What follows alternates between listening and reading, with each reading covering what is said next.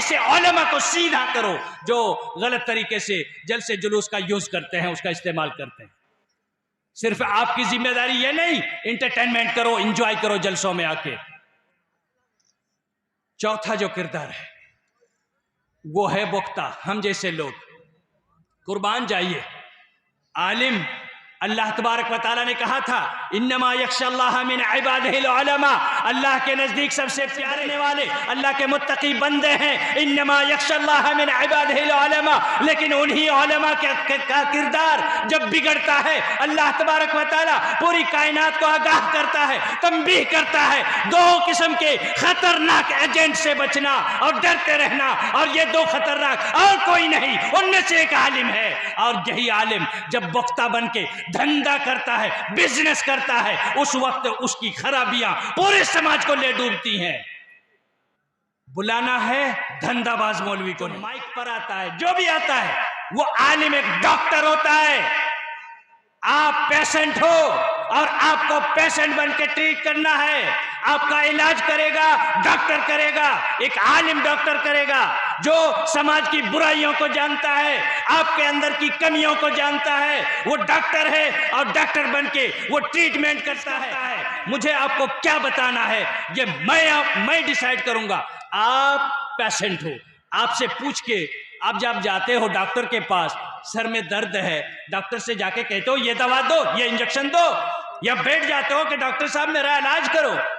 एक आलिम डॉक्टर होता है और वो इलाज करता है। पोल्टी मौलवी निकलता है, पोल्टी मौलवी निकलता है जिसके पास कोई जिगर नहीं, बात नहीं कर सकता है। जिस तरह पोल्टी मुर्गी खड़ी नहीं हो सकती, दाने नहीं चुग सकती, इसी तरह का वो मौलवी उस मदरसे से निकलेगा जिस मदरसे के अंदर ये हाल होगा, मदरसे के जिम्मेदार खड़े ना हो सकें, खुद अपना फैसला ना ले सकें कि हमें कैसे आलिम को बुलाना है, हमारे समाज को किन बुराइयों का सामना है, इस बुराई के लिए कौन सा डॉक्टर कौन सा आलिम बेहतर है।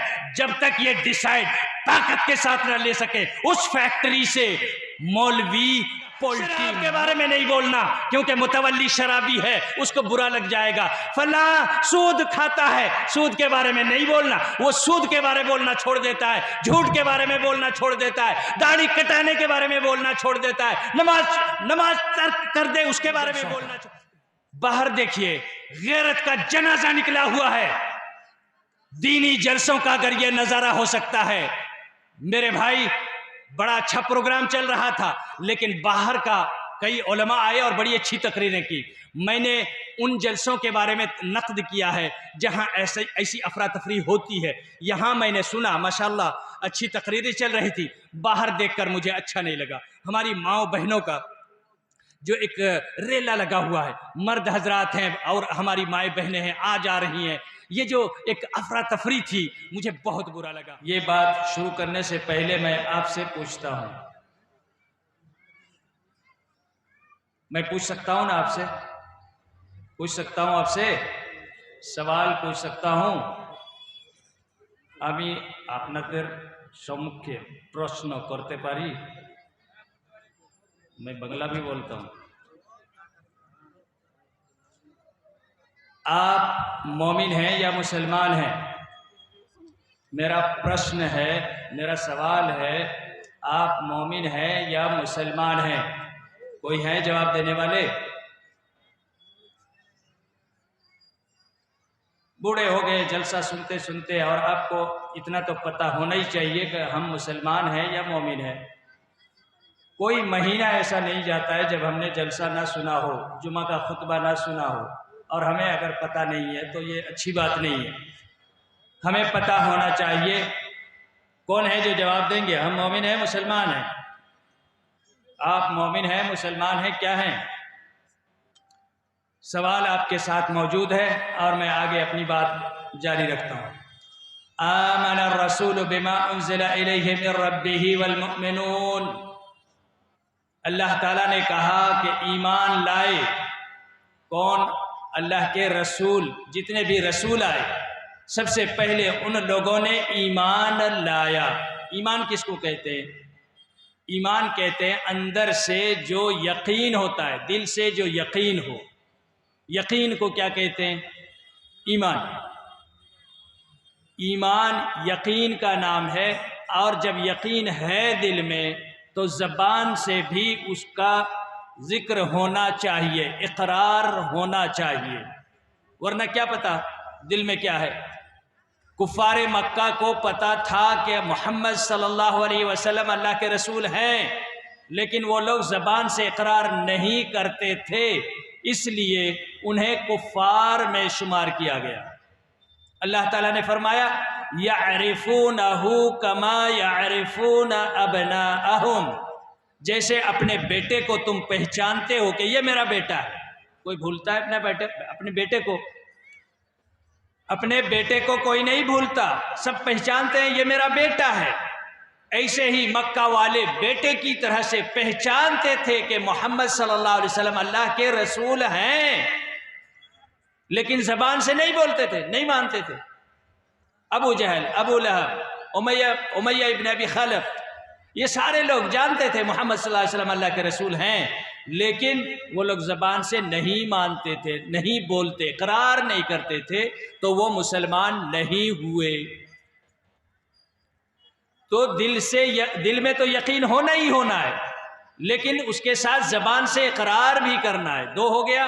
और नंबर 3, इकरार के साथ साथ उसके मुताबिक अमल भी होना है। जब एक चीज़ पर यकीन है, उसका इकरार भी कर रहे हैं, तो उसके मुताबिक अमल भी होना चाहिए। इन तीनों के मजमुआ का नाम ईमान है। वायरिंग सिस्टम है, बिजली है, मरकरी है, ये 3 चीजें मिलकर यहां लाइट जल रही है। इनमें से कोई एक चीज भी नहीं होगी तो लाइट नहीं जलेगी। ईमान की रोशनी, ईमान जो है, ईमान की रोशनी हो ही नहीं सकती है जब तक ये तीनों चीज ना हो। दिल में यकीन, जबान से इकरार और उसके मुताबिक अमल। ठीक है, इतना समझ गए ना? अब आप बताइए, आप मोमिन है मुसलमान है? मोमिन है मुसलमान है? अभी जवाब नहीं मिला। आगे बढ़ते हैं। ईमान का मफहूम तो समझ में आ गया। अब ये माइक है, मैं दिल में यकीन करता हूं कि ये माइक है, और जबान से मैंने बोला भी कि ये माइक है, और मेरा अमल भी ये है कि मैं माइक पर बोल रहा हूं। यकीन भी हुआ, इकरार भी हुआ और अमल भी कर रहा हूं, तो क्या ये ईमान है? इसको ईमान कहते हैं? इसको ईमान कहेंगे या नहीं? क्यों नहीं समझ में आ रहा है क्या? बंगला तर्जुमा करूं? ईमान बिल माइक ऐसे हो सकता है? नहीं, बल्कि ईमान 6 बातें हैं। 6 चीजों के बारे में दिल में यकीन हो, जबान से इकरार हो और उसके मुताबिक अमल हो, उसको कहते हैं ईमान। 6, सिर्फ 6 बातें। और वो 6 क्या हैं? अल्लाह पर ईमान, अल्लाह के रसूलों पर ईमान, अल्लाह की किताबों पर ईमान, अल्लाह के फरिश्तों पर ईमान, क़यामत के दिन पर ईमान और मुक़द्दर पर ईमान। अल्लाह के वजूद, उसकी उलूहियत, उसकी रुबूबियत, उसके अस्मा व सिफ़ात, उसके इन्फिराद और उसकी तौहीद पर ईमान होना। अल्लाह एक अकेला है जो पूरी कायनात का पैदा करने वाला है। अल्लाह एक अकेला है जो पूरी कायनात का चलाने वाला है। अल्लाह एक अकेला है जो दुनिया के सारे दुख दर्द को ख़त्म करने वाला है। अल्लाह ही है जो दुख दर्द को पैदा भी करता है, वही है जो ख़त्म भी करता है, वही बीमारियों का खालिक भी है और बीमारियों से शिफा देने वाला भी है। अल्लाह ही है जो हर कायनात के ज़र्रे के अंदर अपनी खिलकत का नमूना रखता है, शाहकार नमूना, और फिर उसके अंदर उसकी कुदरत है, अजमत है और उसकी किब्रियाई मौजूद है। फी कुल्ले शैइन लहू आयतुन, फी कुल्ले शैइन लहू आयतुन तदुल्लु अला अन्नहु वाहिदुन। कायनात के जर्रे जर्रे से पता चलता है कि अल्लाह एक ही है।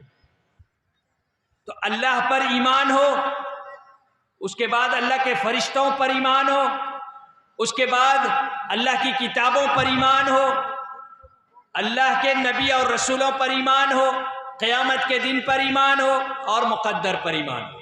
ये 6 चीज़ों पर जो यकीन करता है, ज़बान से इक़रार भी करता है और उसके मुताबिक अमल करता है, वो मोमिन है। वो क्या है? मोमिन। यानी ईमान के 6 अरकान हुए, 6 बातें, और ये 6 चीजें थी। अब हम जानते हैं इस्लाम के बारे में। इस्लाम क्या है? ईमान के बारे में एक हदीस में अल्लाह के रसूल सल्लल्लाहु अलैहि वसल्लम ने फरमाया, अन तु'मिना बिल्लाहि व मलाइकतिहि व कुतुबिहि व रुसुलिहि वल यौमिल आखिर व बिल क़द्रि खैरिहि व शर्रिहि। ईमान क्या है? अन तु'मिना बिल्लाहि व मलाइकतिहि, ईमान लाओ अल्लाह पर और उसके फरिश्तों पर, व कुतुबिहि और अल्लाह की किताबों पर, व रुसुलिहि और अल्लाह के रसूलों पर, और यौम आखिरत क़यामत के दिन पर, वबिल क़द्र खैरिही व शर्रिही, और मुक़द्दर पर, जो कि 6 नंबर है। अब हम इस्लाम के बारे में जानते हैं। इस्लाम का मतलब क्या है? इस्लाम ये कई मानों के लिए मुस्तअमल है। अमन और शांति, सलामती के माना में भी है, इस्तिस्लाम के माना में भी है, जो कि सरेंडर होना, अल्लाह के सामने गर्दन झुका देना, अल्लाह की उबूदियत को कबूल कर लेना, अल्लाह की बंदगी को कबूल कर लेना, ये भी इस्लाम है। और इस्लाम एक दीन है, धर्म है, मजहब है। ये जो दीन है इसका एक संविधान है,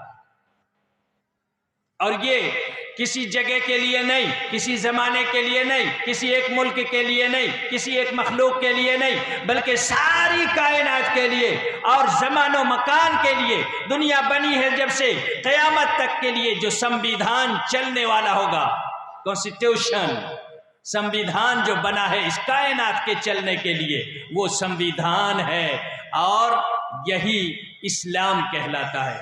इस्लाम का एक दूसरा मफहूम भी है, और वो है नेचर, प्रकृति। नेचर इस्लाम ही है।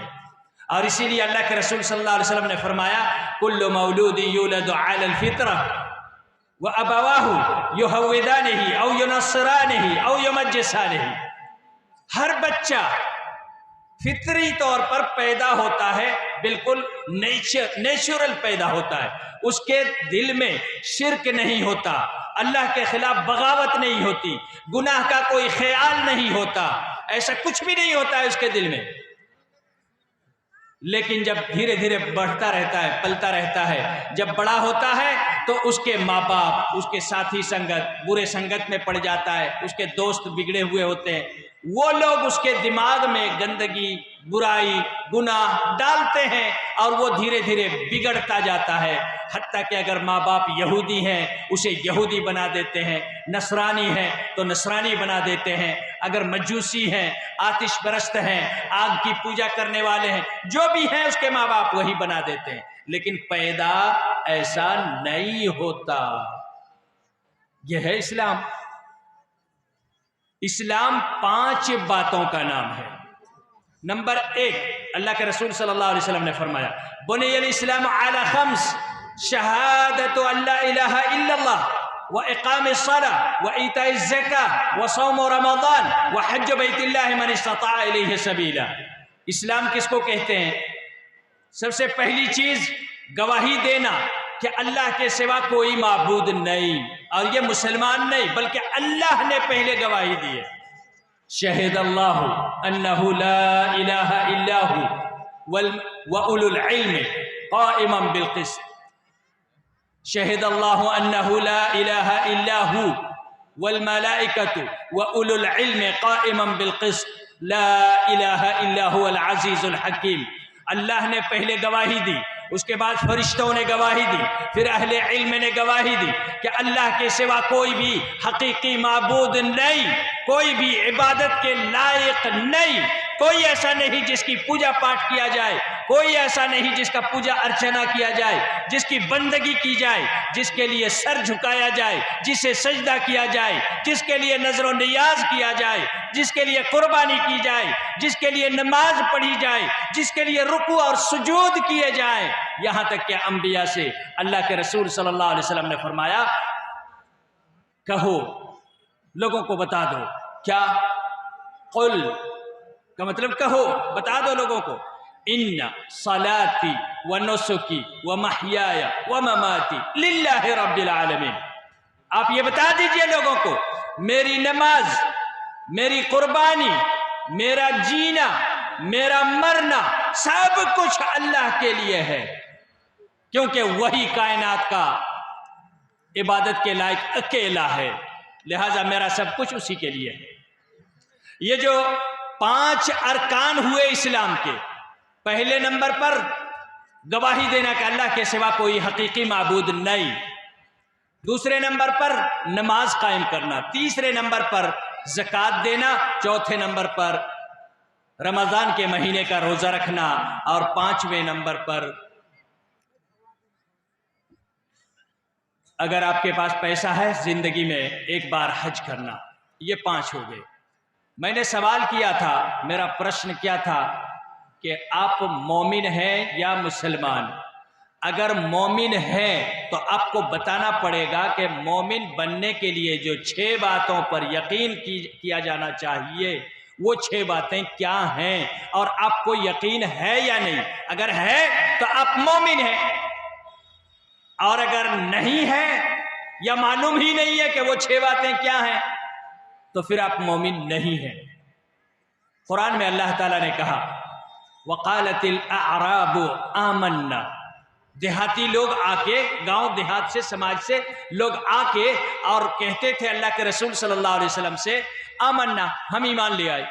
अल्लाह ताला ने कहा, कुल लम तुमिनु, तुमने अभी ईमान लाया ही नहीं है, तुम्हें तो पता ही नहीं है कि ईमान किसे कहते हैं, तुम मोमिन अभी नहीं बने, तुम मोमिन नहीं हो सकते।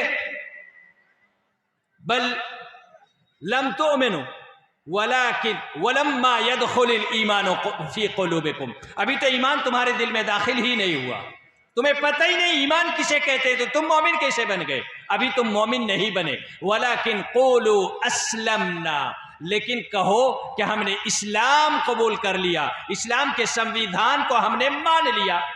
तो जब इस्लाम के संविधान को मान लिया तो क्या बने? मोमिन नहीं हुए, लेकिन क्या बने? मुसलमान। इस्लाम वाले को क्या कहते हैं? क्या कहते हैं? इस्लाम वाले को क्या कहते हैं? मुसलमान। ठीक है, अगर आप मुसलमान हो तो अब हम शुरू करते हैं यहाँ से सर्जरी। मैंने तीसरी बात कही थी सर्जरी करेंगे, लेकिन थोड़ा और डिले कर लेते हैं। उससे पहले हम इसको लेबोरेटरी में रख के चेक करते हैं कि हम मुसलमान भी हैं या नहीं। मोमिन तो नहीं साबित कर सके, क्योंकि हमें पता ही नहीं था ईमान क्या है। अगर हमें नहीं पता ईमान क्या है तो हम तो मोमिन नहीं हो सकते, मोमिन नहीं बने। तो अगर हम अपने को मुसलमान कहेंगे तो इस्लाम को भी तो जानना जरूरी है। पहले नंबर पर है शहादतु अल्ला इलाहा इल्लल्लाह, और ये दिल की गवाही देना है, दिल से गवाही देना अल्लाह के सिवा कोई हकीकी माबूद नहीं। और दिल में क्या है इसको अल्लाह के सिवा कोई जानता है? कोई नहीं जानता। और जब नहीं जानता तो उसके पास इस्लाम तो इससे साबित नहीं होता। एक शंकराचार्य हैं, वो मुसलमानों के जलसे जुलूस में जाते हैं और वहां जाके वो कलमे पढ़ते हैं। एक कलमा है मुसलमानों का, ला इलाहा इल्लल्लाह मुहम्मदुर रसूलुल्लाह, ये बहुत अच्छा कलमा है और पूरी मानवता को उसमें समा दिया गया। आपने सुना होगा, एक शंकराचार्य है ना, वो मुसलमानों के जलसे में माइक पर ऐसे ला इलाहा इल्लल्लाह पढ़ते रहते हैं। क्या इससे वो मुसलमान हो गए? कोई कहेगा वो मुसलमान है? इसका मतलब शहादा अल्ला इलाहा इल्लल्लाह, ये अल्लाह जानता है कि वो दिल से कह रहा है या जबान से कह रहा है, इसलिए इससे तो इस्लाम साबित नहीं होता। इसके बाद बाकी बच गए 4। एक है अल्लाह के घर का हज करना। किसी के पास पैसे ही नहीं है, वो हज कैसे करेगा? हज नहीं करेगा ना। बहुत सारे मुसलमान हैं वो हज में नहीं जाते, तो वो हज भी नहीं करेगा। 2 खत्म हो गए। तीसरा बचा ज़कात। गरीब आदमी है, खाने पीने के लाले पड़े हुए हैं, तो वो ज़कात कहाँ से देगा? वो ज़कात के लायक भी नहीं है। ये 3 चीजें खत्म हो गई इस्लाम को साबित करने के लिए। बाकी बचे 2, और उनमें से एक है रमजान का रोजा। और ये रोजा अभी चूंकि रमजान नहीं है, अभी वो रोजा नहीं रख रहा है, इस्लाम कैसे साबित करेगा? अभी रोजा है, रमजान है, तो अभी ये भी गया। 5 में से 4 चीजें जा चुकी हैं, उससे आप इस्लाम साबित नहीं कर सकते हो। अभी रमजान नहीं है तो रोजा भी नहीं है, पैसा नहीं है तो ज़कात नहीं है, पैसा नहीं है तो हज नहीं है। ला इलाहा इल्लल्लाह दिल से कह रहे हो या जबान से कह रहे हो, या अल्लाह बेहतर जानता है, अल्लाह हिसाब लेगा। बाकी बच गया एक, और वो क्या है? इकामिस्सलाह, नमाज कायम करना। नमाज कायम करना, ये एक जो है, इस्लाम के 5 पीलर थे, 5 खंबे थे, उस पर इस्लाम की छत टिकी हुई थी। 4 पीलर गिर गए, एक ही पीलर पर इस्लाम की छत टिकी हुई है, और वो एक पीलर क्या है? इकामिस्सलाह, नमाज कायम करना। और इसी वजह से अल्लाह के रसूल सल्लल्लाहु अलैहि वसल्लम ने फरमाया, मन तरका सलाता मुतअम्मिदन फक़द कफ़र, जिसने जानबूझकर नमाज छोड़ दी वो काफिर हो गया, क्योंकि उसका वो पीलर भी गिर गया और इस्लाम की छत नीचे गिर गई। एक ही पीलर पर खड़ी थी छत, जब उसने नमाज छोड़ दी तो वो छत भी गिर गई और वो मुसलमान नहीं रहा। अल्लाह के रसूल सल्लल्लाहु अलैहि वसल्लम ने फरमाया, बैनल अब्द वल कुफ्र, बैनल अब्द वल कुफ्र व शिर्क तर्कुस सलाह, एक मुसलमान बंदा और काफिर के दरमियान जो फर्क है वो नमाज है। अल्लाह तबारक व तआला ने कहा फ़इन ताबू, पहली आयत में कहा इन्नमल मुमिनूना इख्वा, मोमिन आपस में भाई भाई हैं। दुनिया में जहां कहीं भी कोई मोमिन है वो दूसरे मुसलमान का भाई है। लेकिन जिसने नमाज छोड़ दी, अल्लाह क्या कहता है? फ़इन ताबू व अक़ामुस्सलाता व आतवुज़्ज़काता फ़इख़्वानुकुम फ़िद्दीन, वो नहीं है मुसलमान। अगर नमाज छोड़ दिया है, किसी ने नमाज पढ़ता ही नहीं है, जुमा पढ़ने वाला नमाजी नहीं है। जो सिर्फ जुमे को पढ़ता है वो नमाजी नहीं कहलाता।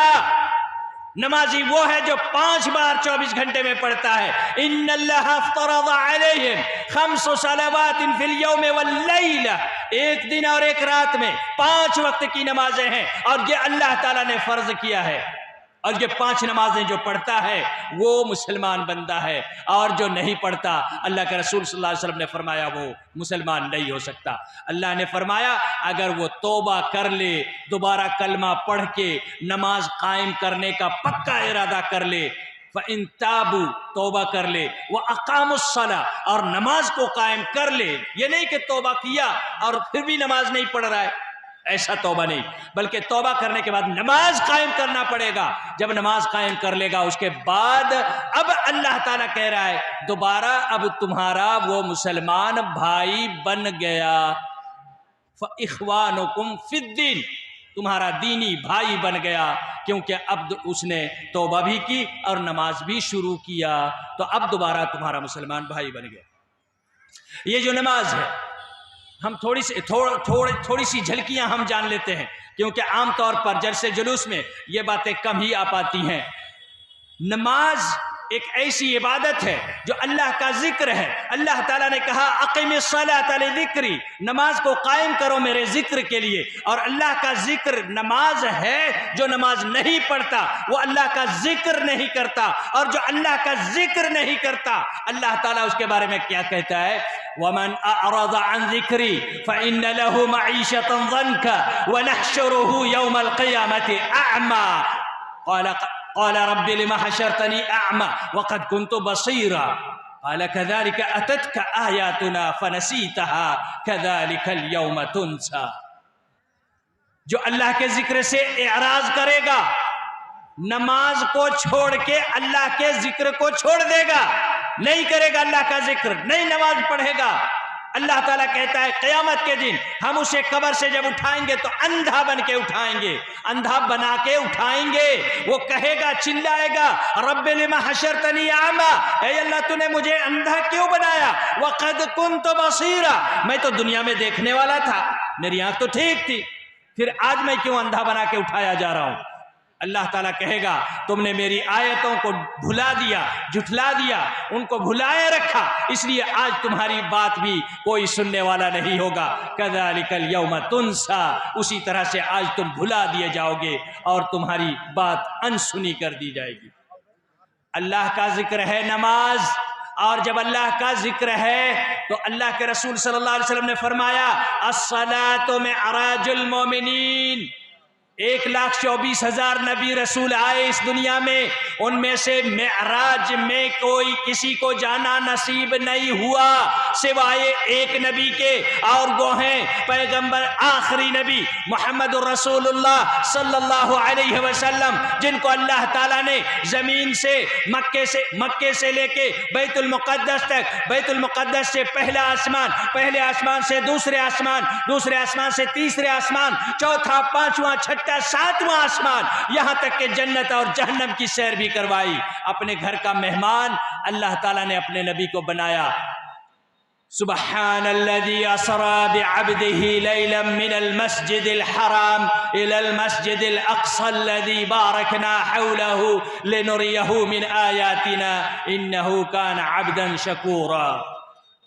अल्लाह तबारक व तआला ने जिक्र किया, मेराज में बुलाया अपने बंदे को और जन्नत और जहन्नम की सैर करवाई। अल्लाह ने बात की, कलाम किया, गुफ्तगू की, इनसे अपने नबी सल्लल्लाहु अलैहि वसल्लम के साथ। ये शरफ है, तमाम नबियों में से किसी को ये शरफ नहीं मिला, ये सुजोग, ये मौका, ये चांस किसी को नहीं मिला सिवाय मोहम्मद रसूलुल्लाह सल्लल्लाहु अलैहि वसल्लम के। और उस सफर में अल्लाह ताला ने नमाज का हदिया दिया कि ए मोहम्मद, तुम्हारे लिए मेरे पास एक गिफ्ट है। मेरे घर आए हो, जा रहे हो वापस, तो घर वालों के लिए, अपनी उम्मत के लिए ये गिफ्ट लेके जाओ। और वो क्या है? नमाज। नमाज अल्लाह ताला ने तमाम अहकाम जितने भी हैं, रोज़ा है, हज है, ज़कात है और बहुत सारी इबादतें हैं, इनको ज़मीन पर फ़र्ज किया गया, लेकिन नमाज को अल्लाह ताला ने अपने घर बुलाकर आसमानों में फ़र्ज किया है। बुरा हो उस आदमी का जो ऐसे फरीज़े को भुला देता है। अल्लाह के रसूल सल्लल्लाहु अलैहि वसल्लम ने फरमाया, जिस तरह 1,24,000 नबी रसूलों में से सिर्फ मुझे मेराज का चांस मिला, ऐसे ही मेरी उम्मत में जो भी शख्स नमाज अदा करेगा, अस्सलातु मेराजुल मोमिनीन, मेरी उम्मत के लिए मेराज होगी। जितनी बार वो नमाज पढ़ेगा, जितनी बार वो सजदा करेगा, अल्लाह तबारक व तआला के हुजूर वो खड़ा होगा। और इसीलिए नमाज के आदाब सिखाए गए, क्योंकि तुम अल्लाह के पास जा रहे हो, अल्लाह तुम्हें बुला रहा है। नमाज शुरू करोगे, तुम्हारा उरूज शुरू होगा और मेराज में चढ़ते चढ़ते अल्लाह तक पहुंचोगे। अल्लाह के दरबार में जाने के आदाब होते हैं। अल्लाह ताला ने कहा, या अय्युहल मुद्दस्सिर क़ुम फ़अंज़िर व सियाबक फ़तहिर वर्रुज्ज़ फ़हजुर। अल्लाह ताला ने कहा, व सियाबक फ़तहिर वरब्बक फ़कब्बिर, अपने रब की तकबीर करो। रब की तकबीर कब करोगे? वसियाबक फ़तहिर, अपने कपड़ों को पाक साफ कर लो। वर्रुज्ज़ फ़हजुर, और गंदगियां जो अकीदे की, जो आइडियोलॉजी की, जो मान्यता की जो गंदगियां हैं, उनसे अपने जिस्म को, अपने अकीदे को साफ करना होगा। यानी जिस्म को भी साफ करना है, जिस्म को पाक साफ करना है, कपड़े को पाक साफ करना है, जहां नमाज पढ़नी है उस जगह को पाक साफ करना है। और उसके बाद फिर एक और अदब है, और अदब क्या? अल्लाह ताला ने फरमाया, या अय्युहल्लज़ीना आमनू इज़ा क़ुमतुम इलस्सलाति फ़ग़सिलू वजूहकुम व अयदियकुम इलल मराफ़िक़ वम्सहू बिरुऊसिकुम व अर्जुलिकुम इलल कअबैन। ए वो लोगो जो ईमान लाए, जब तुम नमाज पढ़ने के लिए जाओ तो याद रखो, ये कहीं और नहीं जा रहे हो, बल्कि अल्लाह के पास हाजिरी देने जा रहे हो। खुदू ज़ीनतकुम इंद कुल्ल मस्जिद, जब भी नमाज पढ़ने जाओ अच्छा ड्रेस पहन के जाओ, क्योंकि अल्लाह के घर जा रहे हो, मेहमान बन के जा रहे हो, तुम्हारा मेराज होने वाला है। अल्लाह के पास जा रहे हो, अच्छा ड्रेस पहन के जाओ। क्या ऐसे तौलिया पहन के और ऊपर से एक बंडी पहन के एक तौलिया कंधे पर लटका के चले जाते हो नमाज पढ़ने? अल्लाह के पास जा रहे हो, खुदू ज़ीनतकुम इंद कुल्ल मस्जिद, ज़ेब व ज़ीनत के साथ जाया करो नमाज के लिए, क्योंकि अल्लाह के दरबार में जा रहे हो। अल्लाह ने कहा उससे पहले करना क्या है? इदा कुंतुम इला सला, जब तुम नमाज का इरादा करो, ए मोमिनो जब तुम नमाज का इरादा करो, फगसिलू वजूहकुम, अपने चेहरे को धोवो, और फगसिलू वजूहकुम व ऐदियकुम इलल मराफिक, और अपने हाथों को कोहनियों तक धो। पहले चेहरे को धो, फिर हाथों को धो, फिर उसके बाद वमसहू बिरुऊसिकुम, और अपने सर का मसह करो, व अर्जुलकुम, फिर अपने पैरों को धो। अल्लाह के रसूल सल्लल्लाहु अलैहि वसल्लम ने वजू का तरीका सिखाया। वजू करना है नमाज से पहले, वजू का तरीका क्या है? पानी लें, पहले अपने हाथों को 3 बार धोएं, उसके बाद नाक में पानी डालें 3 बार, उसके बाद नाक को झाड़ें, पानी निकल जाए, उसके बाद मुंह में पानी लेके कुल्ला करें 3 बार या तो गरगरा करें, और फिर उसके बाद 3 बार पानी लेके हाथ से पूरे चेहरे को धोएं। यह है वजू। वजू कर लेते हैं आप लोग? कर लेते हैं वजू? पूरे दोनों हाथों से पानी लेके, या तो नल के सामने है या कैसे भी, पूरे चेहरे को धोना है। जब चेहरा धुल जाए उसके बाद दाहिने हाथ को कोहनियों तक, इलल मराफिक, यहां तक धोना है, और उसके बाद बाएं हाथ को यहां तक धोना है, और उसके बाद सर का मसह करना है, पानी हाथ में लेना है। अल्लाह के रसूल सल्लल्लाहु अलैहि वसल्लम पेशानी, जबीन, जबीन कहते हैं पेशानी को, यहां से शुरू करते और अपने हाथों को कफा तक ले जाते, गुद्दियों तक ले जाते, फिर उसको वापस वहीं तक ले आते। ये सर का मसह है। उसके बाद कान का मसह करना है, और उसके बाद दाहिने पैर को धोना है, और उसके बाद बाएं पैर को धोना है। ये हो गया वजू। जिसका वजू नहीं हुआ उसकी नमाज बातिल है, क्योंकि नमाज के लिए वजू शर्त है। वजू को सीखना बहुत ही जरूरी है। वजू के लिए नियत भी चाहिए, वजू के लिए बिस्मिल्लाह भी कहना है शुरू में। तो ये वजू हो गया। अब वजू के बाद किबला रुख होके खड़े हो जाएं नमाज अदा करने के लिए, किबला की तरफ। काबा जिस तरफ है, मक्का जिस तरफ है, उस तरफ रुक करके खड़े हो जाएं, और हाथों को किबला की तरफ उठा के, और न ज्यादा ऊपर न ज्यादा नीचे, अपने कंधे के बीचों बीच इस तरह से उठा के अल्लाहु अकबर कहकर अपने हाथों को बांध लें। ये जो तकबीर है, नमाज शुरू हो रही है। और अल्लाह के रसूल सल्लल्लाहु अलैहि वसल्लम ने नमाज की पूरी कैफियत जो बताई है वो इतनी ही है, तहरीमुहा अत-तकबीर व तहलीलुहा अत-तस्लीम। तकबीर से शुरू होकर, अल्लाहु अकबर से शुरू होकर अस्सलामु अलैकुम, इसमें ख़त्म हो जाती है नमाज। तो इसके बीच की जो चीज़ें हैं यही है नमाज। और नमाज का जो तरीका है हम इख्तिसार में जान लेते, बहुत ही इख्तिसार में। नमाज अल्लाह अकबर कहने से शुरू होती है, और अल्लाह के रसूल सल्लल्लाहु अलैहि वसल्लम ने उसे क्या कहा? तकबीर तहरीमा। पहली तकबीर को क्या कहते हैं? तकबीर क्या कहते हैं? तहरीमा। क्या कहते हैं? तहरीमा क्यों कहते हैं? तकबीर तहरीमा क्यों कहते हैं? तहलीला होना चाहिए, तस्लीमा होना चाहिए, कोई अच्छा नाम होना चाहिए। हराम वाला नाम उस तकबीर को क्यों दिया गया? तकबीर तहरीमा। क्योंकि इस तकबीर के बाद कुछ चीजें जो हलाल थी वो हराम हो गई।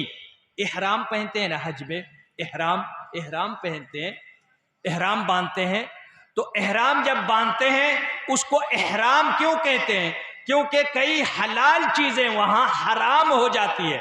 खुशबू लगाना हराम, बाल काटना हराम, नाखून तराशना हराम, शादी ब्याह की बातें करना हराम, ये सब हराम हो जाता है, इसलिए उसको इहराम कहते हैं। नमाज में तकबीर तहरीमा, पहली तकबीर को तकबीर तहरीमा इसलिए कहते हैं, इस तकबीर के बाद कई चीजें हराम हो जाती हैं। जैसे ही अल्लाह अकबर कहा, इधर उधर देखना हराम, चलना हराम, पीछे हटना हराम, खाना हराम, पीना हराम, बात करना हराम, फोन पर बातें सुनना हराम। इस तरह से बहुत सारी चीजें हैं जो हराम हो जाती हैं, इसीलिए उस तकबीर को कहते हैं तकबीर तहरीमा। यह है तकबीर तहरीमा। तकबीर तहरीमा कह लिया, उसके बाद आप अल्लाहुम्मा बाइद बैनी पढ़ें या सुब्हानक अल्लाहुम्मा जो दुआ इस्तिफ्ताह है उसको पढ़ें। फिर उसके बाद सूरह फातिहा पढ़ें, अल्हम्दुलिल्लाहि रब्बिल आलमीन, ये पूरा सूरह फातिहा पढ़ने के बाद वलद्दाल्लीन आमीन, उसके बाद दूसरी सूरत पढ़ें और सूरत पढ़ लेने के बाद अल्लाह अकबर कह के रुकू करें। रुकू में जाने के वक्त अपने घुटनों को पकड़ लें, पीठ बराबर होनी चाहिए, निगाहें सजदे की जगह या अपने दोनों कदमों के बीच में होनी चाहिए। सजदे की जगह पर हो तो सर सीधा बराबर हो जाता है और यही मतलूब है हदीस में। जब सजदा करें अपने दोनों घुटनों को पकड़ लें और सर को हल्का सा ऊपर रखें कि आपकी निगाहें सजदे की जगह पर हो और पीठ बराबर हो। इस तरह से ये रुकू की हैयत होगी। और यहाँ एक चीज़ और भी बताता चलूँ जो आमतौर पे लोगों से गलती होती है और कहीं ऐसा ना हो नमाज ही बातिल हो जाए। रुकू में क्या कहते हैं? सुबहान रब्बियल अज़ीम। अगर कोई रुकू से उठने के बाद कहता है सुबहान रब्बियल अज़ीम तो उसका रुकू हो जाएगा, या रुकू में जाने से पहले कहता है सुबहान रब्बियल अज़ीम तो उसका रुकू हो जाएगा। रुकू में जब रहेगा तब उसे सुबहान रब्बियल अज़ीम कहना है। ऐसे ही जो तकबीरात हैं उनको भी 3 कैफियत है। जब कोई कहता है अल्लाह अकबर, जबान से आवाज आ रही है अल्लाह अकबर, हाथ इस तरह से उठे हुए हैं और दिल में ये जो तकबीर है इसकी सदाएं दिल में होनी चाहिए। अल्लाह की अजमत, उसकी किबरियाई दिल में होनी चाहिए। ऐसा नहीं कि दिल कहीं दुकान में, खेत में, मकान में कहीं लगा हुआ है और यहाँ हम अल्लाह अकबर कह रहे। इन तीनों का एक साथ चलना जरूरी है। जबान जैसे चल रही अल्लाह अकबर वैसे हाथ भी उठेगा और दिल में भी वही चीज चल रही होगी। ये तीनों मैचिंग के साथ एक साथ चलेंगे। जब रुकू में जाएंगे हाथ उठाएंगे अल्लाह अकबर कहेंगे, दिल में भी यही फीलिंग होगी कि अल्लाह महान है, अल्लाह सबसे बड़ा है। फिर रुकू में जाके सुबहान रब्बियल अज़ीम कहेंगे। अगर किसी ने अल्लाह अकबर रुकू में पहुंचने के बाद कही तो उसने गलत जगह पर अल्लाह अकबर कहा। ना तो खड़ा रह के अल्लाह अकबर कहे, ना रुकू में झुकने के बाद, बल्कि रुकू में पहुंचने और खड़े होके झुकने के बीच में उसको अल्लाह अकबर कहना है। और ऐसे ही सुबहान रब्बियल अज़ीम रुकू से उठते हुए और खड़े होने से पहले समी अल्लाहु लिमन हमिदा कहना है। और उसके बाद अल्लाह अकबर कहकर सजदे में जाएगा। सजदे में जब जाएगा वो अपने हाथों को कान के सामने रखेगा और इस तरह से अपने हाथों को उठा लेगा। सजदे की खुद ब खुद कैफियत बन जाएगी और इस तरह से उसका सजदा ठीक ठाक हो जाएगा। सजदे में जो दुआ पढ़ी जाती है सुबहान रब्बियल आला, सुबहान रब्बियल आला, ये कहा जाता है सजदे में। और फिर उसके बाद अल्लाह अकबर कहकर अल्लाह अकबर कहकर पहले सजदे से सर उठाएं, फिर उसके बाद दुआ पढ़ें जो दुआ है और उसके बाद दूसरा सजदा करें। इस तरह से नमाज की ये कैफियत हुई। मेरे भाइयों,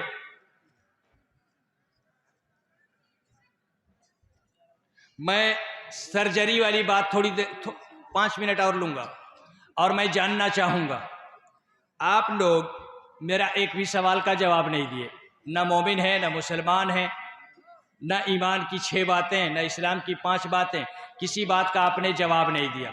मेरी शिकायत यह है कि आप हर दिन कहीं ना कहीं जलसे का सुनते रहते हैं, जलसे जुलूस में जाते हैं। आखिर ऐसा क्यों होता है कि जलसों में आप इतने जलसे सुनने के बाद भी आपको नहीं मालूम कि ईमान क्या है, इस्लाम क्या है, अल्लाह क्या चीज़ है और नमाज क्या है, रोज़ा और वज़ू क्या है? इन चीज़ों का क्यों नहीं पता है? क्यों नहीं पता है? अगर जलसे जुलूस में जाने का मकसद ये है कि हम वहाँ दीन की बातें सीखने जा रहे हैं, सुनने जा रहे हैं, तो आपने क्या सीखा जलसे जुलूस से?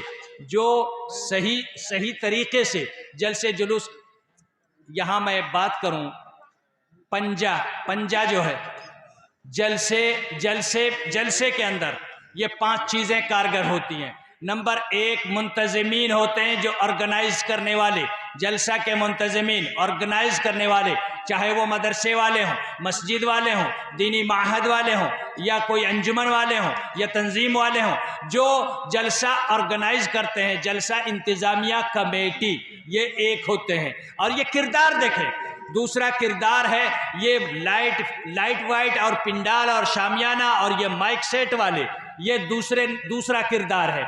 तीसरा किरदार आप पीछे देखेंगे दुकानें बहुत सारी लगी हुई हैं, ये दुकानदार तीसरे किरदार हैं। चौथा किरदार कौन है? वो खुद एक आलिम जो वक्ता की शक्ल में आपके पास आता है आपको सुनाने के लिए। और पांचवा किरदार क्या है? ये पूरा सिस्टम, और ये पूरा सिस्टम जो है ये पांचवें किरदार में आता है। यहां मैं सर्जरी के तौर पर कहना चाहता हूं, हर दिन जलसे जुलूस के बाद भी अगर हमें यह सीखने का मौका नहीं मिला, ऐसा क्यों हुआ? वजह क्या है? जलसे जुलूस में आखिर ऐसा क्यों होता है? मैं उर्दू में बोल रहा हूं तो आपको समझने में दिक्कत हो रही है। बहुत सारे जलसे जुलूस में ऐसा होता है कि उन्हें दिक्कत होती है। मुझे लग रहा है कि मेरी बातें आप समझ गए होंगे, लेकिन आमतौर पे जलसों में लोगों को यही शिकायत रहती है कि हमें समझ नहीं आई। जब भोजपुरी में वो गाने सुनते हैं उस वक्त समझ आ जाती है, जब वो वेद और रामायण और महाभारत और पुराण और संस्कृत सुनते हैं उस वक्त बड़ी याद आती है। अल्लाह तबारक व तआला क़यामत के दिन पूछेगा और गरेबान में हाथ डाल के पूछेगा कि तुमने इतने बड़े बड़े जलसे किए, इतनी बड़ी बड़ी मीटिंगें की, और रात रात भर बैठ के तुमने जलसे सुने, तुमने क्या सुना? अगर मेरा दीन नहीं सीख पाए तो तुमने सुना ही क्या? ये अल्लाह के दीन की तौहीन है, और अल्लाह के दीन की तौहीन ये नवाक़िज़ इस्लाम में से है। नवाक़िज़ इस्लाम 10 चीज़ें हैं, इस्लाम की तोड़ 10 चीज़ें हैं। उन 10 चीज़ों में से एक है अल-एराज़, अल-एराज़ यानी अल्लाह के दीन से एराज़ करना, ना सीखना, ना सीखने की रग़बत होना, ना उसके लिए जानने की कोशिश करना। जहां हजारों देने के लिए तैयार हो जाते हैं, कोई गाने वाला, कोई कॉमेडियन, कोई जोकर या कुछ भी किसी भी जगह अपने पैसे लुटाने के लिए तैयार हो जाते हैं, लेकिन दीन सीखने के लिए तैयार नहीं। दीन नहीं सीख सकते, न ही दीन की अहमियत के बारे में जानते हैं, और ऐसे वक्त उनको वो तो भूल ही जाते हैं कि हमें कुछ समझना भी है। तो मेरे भाइयों, मैं यहाँ ये चार किरदार के बारे में थोड़ी सी बात अर्ज करना चाहूँगा। नंबर 1, ये जो पिंडाल वाले हैं या लाइट वाले, ये इनका बिजनेस है, जलसा बिजनेस है, यहाँ से वो कुछ कमाई करते हैं। नंबर 2, जो दुकान वाले हैं वो भी उनका बिजनेस है, वो उससे कमाई करते हैं। नंबर 3 और नंबर 4 और नंबर 5, ये 3 किरदार रह जाते हैं। इन पर थोड़ी सी बात करूंगा, मैं थोड़ा सा टाइम लूंगा और मुझे माफ कीजिएगा। जलसा ऑर्गेनाइज करने वाले जो भी हैं, मस्जिद मदरसा जो सही करते हैं वो अपने कान बंद कर लें, क्योंकि मैं कुछ और कहने वाला हूं। जलसा जो ऑर्गेनाइज करने वाले होते हैं उनकी नजर में कभी कभी दावत व तबलीग और उसके साथ साथ अपने इदारे के लिए कलेक्शन है, और ये बहुत सही है, बिल्कुल सटीक है। लेकिन कुछ लोग ऐसे होते हैं जो जलसे से सिवाय लोगों से पैसे खींचने के कुछ उनका इरादा नहीं होता। उनका टारगेट ही एक ही होता है, मौलवी कौन सा चाहिए जो लोगों का पसंदीदा है, भोजपुरी गाना सुनाए, ये वेद और पुराण और ये संस्कृत और ऐसा और वैसा सुनाए, कॉमेडी करके दिखाए और सुनाए, ये लोगों का पसंदीदा वक्ता है। मेरे भाई, आपने मुझे क्या समझा है? एक आलिम जो माइक पर आता है, जो भी आता है, वो आलिम एक डॉक्टर होता है। आप पेशेंट हो और आपको पेशेंट बन के ट्रीट करना है। आपका इलाज करेगा डॉक्टर करेगा, एक आलिम डॉक्टर करेगा जो समाज की बुराइयों को जानता है, आपके अंदर की कमियों को जानता है। वो डॉक्टर है और डॉक्टर बन के वो ट्रीटमेंट करता है, आपके लिए तशख़ीस करता है। मुझे आपको क्या बताना है ये मैं डिसाइड करूंगा। आप पेशेंट हो, आपसे पूछ के आप जब जाते हो डॉक्टर के पास सर में दर्द है, डॉक्टर से जाके कहते हो ये दवा दो, ये इंजेक्शन दो, या बैठ जाते हो कि डॉक्टर साहब मेरा इलाज करो। एक आलिम डॉक्टर होता है और वो इलाज करता है, और इलाज जब करता है वो खुद तशखीस करके इलाज करता है, आपके कहने से नहीं। आमतौर पे जलसों में जो लोग ऐसा करते हैं, जो नहीं करते हैं, अल्लाह ताला उनकी तरक्कियों में मजीद इजाफा फरमाए, लेकिन जो ऐसा करते हैं उनके दुखती रग पर हाथ रखना जरूरी है। लोगों की चाहत, लोगों की रगबत और इसकी बिना पर उन लोगों को जलसे में बुलाया जाता है। वो कॉमेडी करता है, वो संस्कृत सुनाता है, वो इधर उधर सुनाता है, वो दीन की बात नहीं सुनाता और न ही दीन सीखने का मौका किसी को मिलता है। लोग जाते हैं, एंजॉय कर लेते हैं, एंटरटेनमेंट हो जाता है, लेकिन दीन से काफी दूर हैं। बहुत सारे ऐसे हैं जो हर रोज कहीं ना कहीं जलसे में होते हैं, लेकिन अपने रब को नहीं पहचान सके। और ये अगर ऐसे लोगों पर मोदी नहीं आएगा तो कौन आएगा? किसको भेजेगा अल्लाह? कोई उमर इब्न अब्दुल अजीज आएगा ऐसी कौम के लिए? जैसा राजा वैसे प्रजा। मेरे भाइयों, अल्लाह तबारक व तआला क़यामत के दिन पूछेगा और सवाल करेगा, तुम्हारे पास 10,000 रुपए निकल गए फौरन देने के लिए, फलां को बुलाओगे तो हम इतना देने के लिए तैयार हैं, फलां आलिम को बुलाओगे, फलां वक्ता को बुलाओगे तो हम इतना दे देंगे। उससे तुमने सीखा क्या? अल्लाह पूछेगा ना। 5 रुपए देके एक मौलवी मस्जिद में नहीं रख सकते थे जो तुम्हें दीन सिखाता, तुम्हारे बच्चों को कुरान पढ़ाता, अम्पारा पढ़ना सिखाता। 5 रुपए देते हुए मदरसे में अपने बच्चों की फीस देते हुए नानी याद आ जाती है, और जब एक कॉमेडियन की बात आती है जलसे के लिए, उस वक्त हजारों के पैसे तुम्हारे जेब से निकल जाते हैं। अल्लाह के दीन की इहानत है, अल्लाह के कलमों की इहानत है, अल्लाह के दीन के साथ मजाक है ये। मेरी नसीहत है उन्हीं मदरसों से, उन्हीं इदारों से, उन्हीं मकतबों से, उन्हीं मस्जिदों से जो उस तरह के नारवा किस्म के जलसे जुलूस ऑर्गेनाइज करते हैं और लोगों के डिमांड पूरे करते हैं। जलसों को बदनाम ना करो, जलसों को बदनाम ना करो। बुलाओ लोगों को, लोगों के सामने आलिम को, उलमा को बुलाओ जो लोगों को दीन दे सकें। ये उम्मत की अमानत है और उम्मत अपना पैसा खर्चा करती है, अपना एनर्जी खर्च करती है, पूरी रात का वक्त खर्च करती है। वक्त, टाइम इज मनी, कौन नहीं जानता? अब पूरी रात खर्च हो जाए और एक बात सीख के ना जाओ कि वुजू कैसे करते हैं, नमाज कैसी पढ़ते हैं, एक चीज इस्लाम की ना समझ के जाओ, रात भर तुमने क्या किया, सारा कुछ बर्बाद हो गया। ऐसा नहीं होना चाहिए। यहीं पर एक बात और अर्ज करूंगा, आपकी जिम्मेदारी क्या है?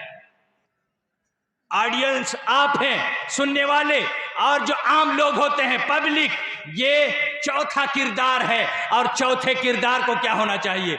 उसे चाहिए कोई आलिम आए यहां, उसको स्टेज पर रोक ले। तुमने हमें सिखाया क्या? 1 घंटा हमें बैठा के रखा, इस 1 घंटे का हमारा 1 घंटा भी जाय किया, हमारी एनर्जी खत्म की, और हमारा ये जो वक्त जाय हुआ है, तुमने तो हमें दीन ही नहीं सिखाया।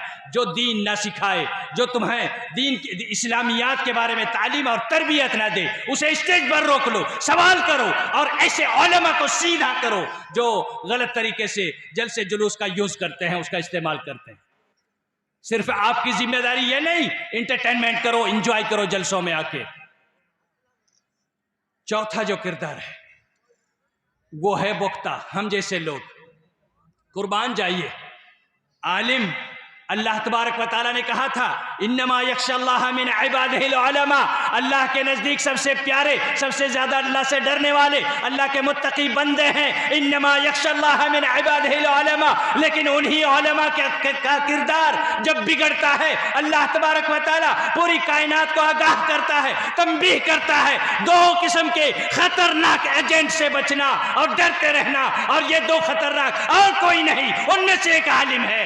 और यही आलिम जब वक्ता बन के धंधा करता है, बिजनेस करता है, उस वक्त उसकी खराबियां पूरे समाज को ले डूबती हैं। बुलाना है धंधाबाज मौलवी को नहीं। आलिम उलमा, मदरसे जब अवामी सतह पर ढल जाएं, मकतब जब अवामी सतह पर ढल जाएं, आवाम को ये वक्ता पसंद है, ये वक्ता पसंद है, अब वैसे ही लाना पड़ेगा। जब ऐसा रवैया हो जाए, ढीले पड़ जाएं मदरसे वाले, झुक जाएं, तो वहां से मौलवी नहीं पोल्टी मौलवी निकलता है, पोल्टी मौलवी निकलता है, जिसके पास कोई जिगर नहीं, बात नहीं कर सकता है। जिस तरह पोल्टी मुर्गी खड़ी नहीं हो सकती, दाने नहीं चुग सकती, इसी तरह का वो मौलवी उस मदरसे से निकलेगा जिस मदरसे के अंदर ये हाल होगा, मदरसे के जिम्मेदार खड़े ना हो सकें, खुद अपना फैसला ना ले सकें कि हमें कैसे आलिम को बुलाना है, हमारे समाज को किन बुराइयों का सामना है, इस बुराई के लिए कौन सा डॉक्टर, कौन सा आलिम बेहतर है। जब तक ये डिसाइड ताकत के साथ न ले सके, उस फैक्ट्री से मौलवी पोल्टी मौलवी बन के निकलेगा। जिगर नहीं होगा, बात नहीं कर सकेगा, जबान से कोई मसला नहीं निकलेगा। अवाम अगर उठने कहेगी उठेगा, बैठने कहेंगे बैठेगा।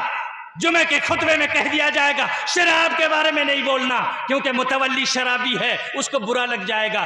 फला सूद खाता है, सूद के बारे में नहीं बोलना, वो सूद के बारे में बोलना छोड़ देता है, झूठ के बारे में बोलना छोड़ देता है, दाढ़ी कटाने के बारे में बोलना छोड़ देता है, नमाज तर्क कर दे उसके बारे में बोलना बच्चा क्या उसके पास बोलने के लिए। बड़ा बुरा हाल है जलसों का। बाहर देखिए, गैरत का जनाजा निकला हुआ है। दीनी जलसों का अगर ये नजारा हो सकता है, मेरे भाई बड़ा अच्छा प्रोग्राम चल रहा था, लेकिन बाहर का कई उलमा आए और बड़ी अच्छी तकरीरें की। मैंने उन जलसों के बारे में नक़्द किया है जहां ऐसी अफरा तफरी होती है। यहाँ मैंने सुना माशाल्लाह अच्छी तकरीरें चल रही थी, बाहर देखकर मुझे अच्छा नहीं लगा। हमारी माओ बहनों का जो एक रेला लगा हुआ है, मर्द हजरात हैं और हमारी माएँ बहनें हैं, आ जा रही हैं, ये जो एक अफरा तफरी थी मुझे बहुत बुरा लगा। इस पर कंट्रोल होना चाहिए, मैं इसकी उम्मीद करूंगा और मैं यही चाहूँगा कि मदरसे वाले ये फैक्ट्री हैं, फैक्ट्री में जब बिगाड़ पैदा हो तो बिगड़ के जो सामान फैक्ट्री से निकले उसका समाधान कायनात में कोई नहीं कर सकता। फैक्ट्रियां हैं मदरसे, और यहाँ से ओरिजिनल माल निकालिए, और ऐसा माल कि वो एक एक इंसान, एक एक बच्चा आपका किसी माहौल में जाए, किसी समाज में जाए, पूरे समाज के लिए एक बच्चा काफी हो जाए। वो मोहम्मद बिन कासिम बनकर अपने समाज के लिए रास्ता दिखाने वाला गाइडर और रहनुमा और कायद बन जाए। मैं यही उम्मीद करूंगा, और ये एक दर्द लेकर आपसे रुखसत हो रहा हूं कि मेरे भाइयों, जैसे आपने बेहतर अंदाज में इस जलसे को अंजाम दिया है, आप सारे उलमा मिल के ये तहरीक चलाएं। जो लोग जलसों को एक गलत मिजाज दे चुके हैं, उनका एक गलत मफहूम पहना चुके हैं, उनको रोका जाए और उनसे ये दरख्वास्त की जाए कि आप अपने जलसों को संभालें। जलसा का मतलब दीनी जलसा है, कॉमेडी सर्कस नहीं है। लिहाजा या तो आप अपने जलसे का नाम बदलो, जलसा नाम ना रखो, दीन के नाम को बदनाम ना करो। जलसा नाम रखोगे तो जलसा की तरह करो, और जलसे में जो तालीम दी जाती है लोगों को, वो तालीम दी जानी चाहिए। जिसे तालीम चाहिए वो आएगा, और अल्लाह ने चाहा तो वो इतना खर्च भी करेगा मदारिस पर कि मदारिस वालों के लिए काफ़ी होगा। मेरे भाइयों, बड़े खर्च किए हैं आपने इधर उधर। मेरी आखिरी गुजारिश होगी जाते जाते कि इस मदरसे में जो कुछ आपके बच्चों को तैयार किया जाता है, इस पर खर्च करो। अल्लाह ताला इस पाप को धो देगा कि अल्लाह तेरे कुरान को सुनने के लिए हमारे जेब से पैसे नहीं निकले थे, लेकिन महाभारत सुनने के लिए, वेद सुनने के लिए धड़ाधड़ पैसे निकल रहे थे। फला को लाएंगे तो हमें वेद सुनने मिलेगा। अल्लाह तबारक व तआला, ये पाप है या नहीं? मेरा कुरान सुनना नहीं चाहते, ये पाप धुलना है और अल्लाह से माफिया मांगनी है। तो ऐसे इदारों में जहां बच्चे क़ाल अल्लाह व क़ाल रसूल पढ़ते हैं, और जहां के इस तरह से एक बेहतरीन तालीम और तरबियत का माहौल हो, वहाँ खर्च कीजिए और जी भर के कीजिए। सिर्फ फीस नहीं, मैं तो कहूँगा फीस तो आपको देनी है, क्योंकि फ्री की तालीम की कोई अहमियत नहीं है, खुद आप भी अहमियत नहीं देते हो, इसलिए फ़ीस तो आपको देनी है। उसके बाद भी इदारे को की बका के लिए, उसको खड़ा होने के लिए आपको ताउन करना है। और यही आपका इम्तहान है कि आप अल्लाह के लिए क्या कुछ कर सकते हो और दुनिया के लिए तुम क्या क्या कुछ गंवा सकते हो। अल्लाह तबारक व तआला इन तमाम बातों में जो हक़ है उस पर हमें अमल करने की तौफ़ीक़ अता फ़रमाए और जो बातिल है उससे इज्तनाब करने की तौफ़ीक़ अता फ़रमाए। ऐ अल्लाह तो हमें समझ अता फ़रमा, हमारे अंदर तालीम व तरबियत को आम कर दे, इल्म नाफ़े को नशर करने और फैलाने को हमारे दिलों में उसकी मोहब्बत डाल दे और हम उसके दीवाने हो जाएं, इसकी तौफ़ीक़ अता फ़रमा।